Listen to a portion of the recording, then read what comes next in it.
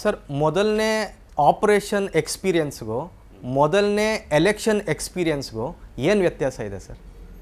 ಅಂದರೆ ಯಾವಾಗಲೂ ಆತಂಕ ಇರುತ್ತೆ. ಮೊದಲನೇ ಆಪ್ರೇಷನ್ ಮಾಡಬೇಕಾದ್ರೆ, ಮೊದಲನೇ ರೋಗಿಗೆ ನಾವು ಚಿಕಿತ್ಸೆ ಕೊಡಬೇಕಾದ್ರೆ ಅಂದರೆ ನಾವು ಡೀಟೇಲಾಗಿ ಸ್ಟಡಿ ಮಾಡಬೇಕಾಗುತ್ತೆ. ಅಂದರೆ ಇದು ಕೂಡ ಹಾಗೇ. ಸೊ ಇದು ನನ್ನ ಮೊದಲನೇ ಪ್ರಯತ್ನ. ಇದು ನಾನು ರಾಜಕೀಯಕ್ಕೆ ಬಂದಿದ್ದು ಡೆಫಿನೆಟಾಗಿ ಇದು ಆಕಸ್ಮಿಕ ಅಂತಲೇ ಹೇಳಬೇಕು. ನಾನು ಕನಸಲ್ಲೂ ಅಂದ್ಕೊಂಡಿರಲಿಲ್ಲ ನಾನು ರಾಜಕೀಯಕ್ಕೆ ಬರಬೇಕು ಅಥವಾ ಈ ಲೋಕಸಭೆಗೆ ಸ್ಪರ್ಧೆ ಮಾಡಬೇಕು ಅನ್ನುವ ವಿಚಾರ ನನ್ನ ಮನಸ್ಸಲ್ಲೂ ಇಲ್ಲ ಅಥವಾ ನಮ್ಮ ಮನೆಯವರ ಮನಸ್ಸಲ್ಲೂ ಇಲ್ಲ. ಆದರೆ ಏನಾಯಿತು, ಜನವರಿ 31 ನಾನು ಜಯದೇವ ಹೃದ್ರೋಗ ಸಂಸ್ಥೆಯಿಂದ ನಿವೃತ್ತಿಯಾದೆ. ಈ ನಿವೃತ್ತಿ ಆದ ನಂತರ ಹಲವಾರು ಸನ್ಮಾನ ಕಾರ್ಯಕ್ರಮಗಳು ಸಿರೀಸಾಗಾಯಿತು. ಮೈಸೂರಲ್ಲಾಯಿತು, ಬೆಂಗಳೂರಲ್ಲಾಯಿತು, ಬೆಂಗಳೂರಲ್ಲೇ ಬೇರೆ ಬೇರೆ ಕಡೆ ಆಯಿತು. ಇನ್ನು ಹಲವಾರು ಕಡೆಯಿಂದ ಆಹ್ವಾನ ಬಂತು. ಡಾಕ್ಟರ್ ಮಂಜುನಾಥ್ ಅವರೇ, ನಾವು ನಿಮ್ಗೆ ಸನ್ಮಾನ ಮಾಡಬೇಕು, ನೀವು ನಿಜವಾಗ್ಲೂ ಒಳ್ಳೆಯ ಸೇವೆ ಮಾಡಿದ್ದೀರಿ. ಏಕೆಂದರೆ ಈ ರೀತಿ ಒಂದು ಸರ್ಕಾರಿ ಸ್ವಾಯತ್ತ ಸಂಸ್ಥೆಯಲ್ಲಿ ಈ ಚಿಕಿತ್ಸಾ ವ್ಯವಸ್ಥೆಯಲ್ಲಿ ಬಡವರಿಗೆ ಕೈಗೆಟುಕೋ ದರದಲ್ಲಿ ನೀವು ಮಾಡಿದ್ದೀರಿ, ಒಳ್ಳೆಯ ಸುಧಾರಣೆ ತಂದಿದ್ದೀರಿ. ಹಾಗಾಗಿ ನಾವು ನಿಮ್ಮನ್ನು ಗೌರವಿಸಬೇಕು, ಸನ್ಮಾನಿಸಬೇಕು. ಈ ಸಭೆಗಳಲ್ಲಿ ಏನಾಯಿತು, ಕೆಲವರು ಮಾತಾಡ್ತಾ ಏನಾಯಿತು, ನೀವು ಯಾಕೆ ಈಗ ನಿಮ್ಮ ಆಯಿತು ದೀರ್ಘಾವಧಿ ವೃತ್ತಿಯಲ್ಲಿ ನೀವು ಸೇವೆ ಸಲ್ಲಿಸಿದ್ದೀರಾ, ಸೊ ಕೇವಲ ಇದು ಕರ್ನಾಟಕಕ್ಕೆ ಮಾತ್ರ ಸೀಮಿತ ಆಗಿರಬಾರ್ದು, ಇದು ರಾಷ್ಟ್ರ ಮಟ್ಟದಲ್ಲಿ ಯಾಕೆ ನೀವು ಇದು ಮಾಡಬಾರ್ದು, ಅದಕ್ಕೋಸ್ಕರ ನೀವು ಚುನಾವಣೆ ಮೂಲಕ ಹೋಗೋದು ಒಳ್ಳೆಯದು. ಸೊ ಈ ರೀತಿ ಕೆಲವರು ಪಕ್ಷಾತೀತವಾಗಿ ಈ ರೀತಿ ಸಲಹೆ ಕೊಟ್ಟರು. ನಂತರ ಕೆಲವು ನನ್ನ ಸ್ನೇಹಿತರು ಬೇರೆ ಬೇರೆ ರಾಜ್ಯಗಳಿಂದ, ವೆಸ್ಟ್ ಬೆಂಗಾಲ್ ಆಗ್ಬೋದು, ಮಧ್ಯಪ್ರದೇಶ ಆಗ್ಬೋದು, ಒರಿಸ್ಸಾ, ಕೇರಳ, ಆಂಧ್ರ, ತಮಿಳುನಾಡು, ಡೆಲ್ಲಿ, ಆ ಕಡೆಯಿಂದ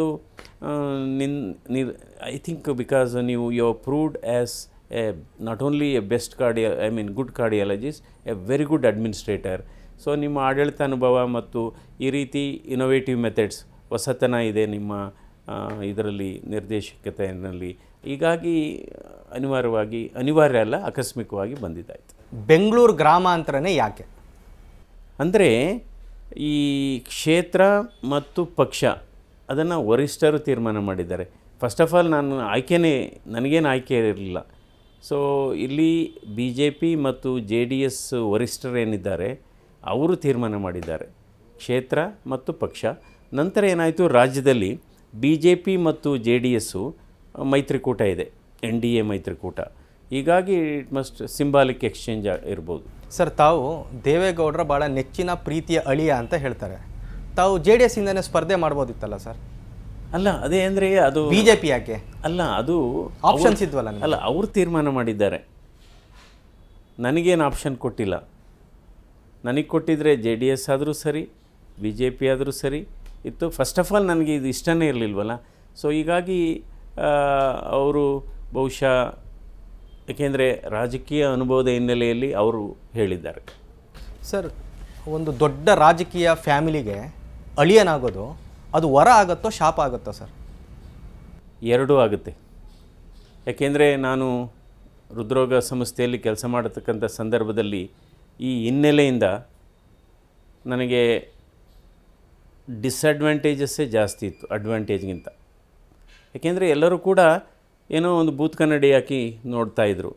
ಆದರೆ ಅದರಿಂದ ಹೊರಬಂದು ನನ್ನ ಸಾಧನೆಯ ಮೂಲಕ ಜನ ಅಪ್ರಿಷಿಯೇಟ್ ಮಾಡೋಕ್ಕೆ ಶುರು ಮಾಡಿದ್ದು ಕಳೆದ ಒಂದು 10 ವರ್ಷದಿಂದ.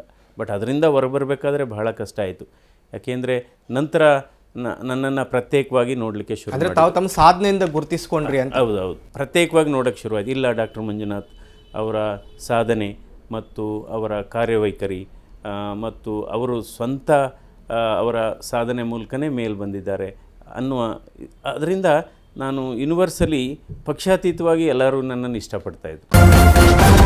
ನ್ಯೂಸ್ ಫಸ್ಟ್, ನಿರ್ಭೀತಿಯಿಂದ ನಿಮ್ಮ ಪರವಾಗಿ.